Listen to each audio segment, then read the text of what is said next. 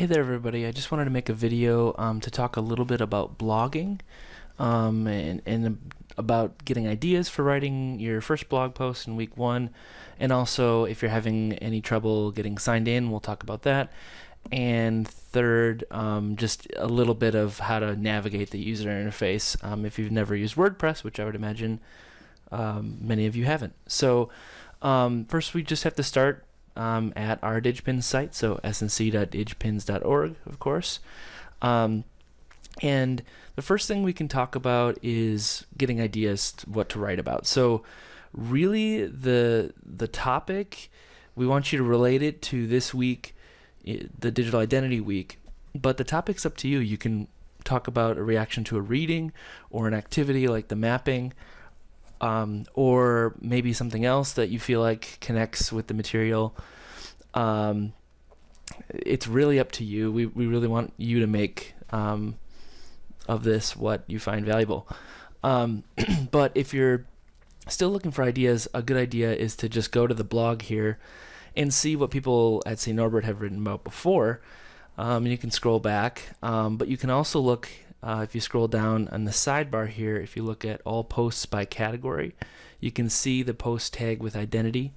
Now this is up to whether the author remembered to put this category identity on their blog post. So it's not every post necessarily.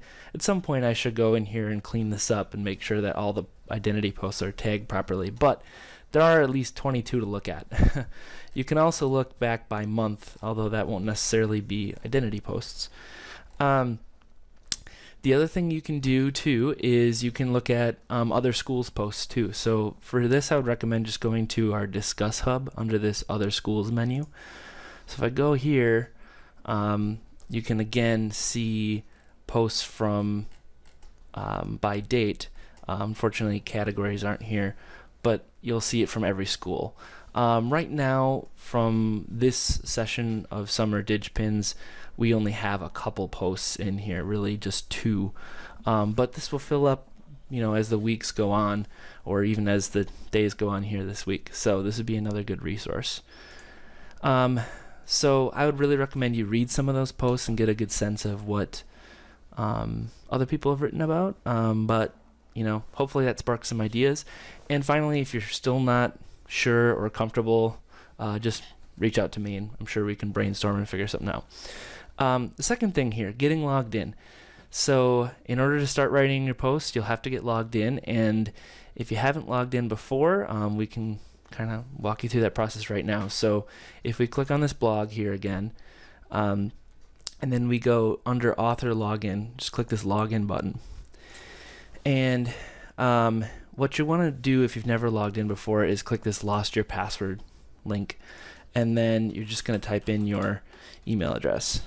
I'm typing in a weird one because I have an author account like you guys. It's a little bit different. So it'll say check your email for the confirmation link. So I'm going to go over to my email here, and I should have something. There we go. And so I can click this link here, and it gives me a bonkers password that I'll never remember, so I'm going to actually type in a different one, and I'm going to make it so you can't see me type my password, and then we just hit this reset password button. And then it's going to say your password has been reset, log in. So if I click on this, I can then just type in my email address and my password I just set, and I would recommend clicking this remember me box and then hit login. And so this is what you'll get the first time. You really don't have to worry about any of this stuff. What we're gonna go to is posts. So if we click on posts, you'll actually see all of the posts up here as well. Because you have an author account, it doesn't actually have permission to change other people's posts, so don't worry about other people messing with your stuff. What you're going to do is you're just going to hit the add new button, and it will load up this interface. And so this looks probably a little bit different than what you might be used to from like Google Docs or Microsoft Word or something, but it's really not too complicated. So you're going to give it a title, and then click down here. You can start writing. Now, as far as formatting, this is where this stuff is a little bit different. So if I click this plus button, I can add what's called a block, and there's tons of things in here, but the main one is just a paragraph, which just lets you type. That's fine. But you'll see as I type, I can highlight text and I can bold it or italicize it, or I can add links to other things. I really encourage, if you reference a reading or an image, to add a link to that image. That's kind of how we cite things in blog posts. You don't need a standardized citing format, but you should at least link to the thing. Maybe you want to add an image. You just click this plus button, an image, and then it'll ask you, all right, please upload an image, or you can give it a URL to an image that you find someplace. You can also usually just drag and drop things right onto the page, and that'll work fine. You can add YouTube videos this way. There's tons of things in here. You can do all kinds of things, and I would encourage you to explore a little bit.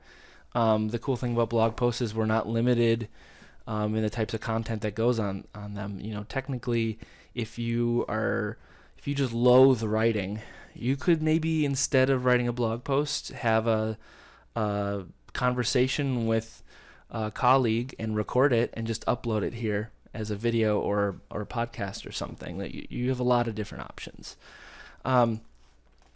One other thing I would suggest is, if you're uncomfortable with this interface, if you start writing in it and you're just like, I'm not used to this and I don't feel productive here, there's no reason you can't just write your blog post in Google Docs or Microsoft Word and then just paste it in here and then change around things and add links and stuff. That's totally reasonable to do. So that can be another thing here. So I'm going to write my post. Here is my really cool post. I even add links to things. So I'm going to maybe add a link. I'm going to make this sentence link to the S&C homepage. And yeah, so that'll be good for now. Now what you can do is you can save this as a draft, which means that when it's saved as a draft, you've saved the content, but it's not available to the public to see yet. That doesn't happen until we hit this publish button. So we're not going to do that quite yet, but you can also preview it. If I click preview, it'll open it, and this is what the post will look like when it is live on the site. Right now it's still not. I'm just going to close this tab. But now I'm ready. I've reviewed my post. I'm happy with it. So if we go hit this publish button, because we're ready to put it on the website, it's going to say, are you sure you're ready? And I hit the publish button again. And it takes a second. And boom, now it is there. You'll notice I can hit this view post button, and that will take me right to the main page. There's comments down here so other people can comment on things. All right, I hope that was helpful. And as always, just reach out to me in Slack if you have any other questions. Happy writing.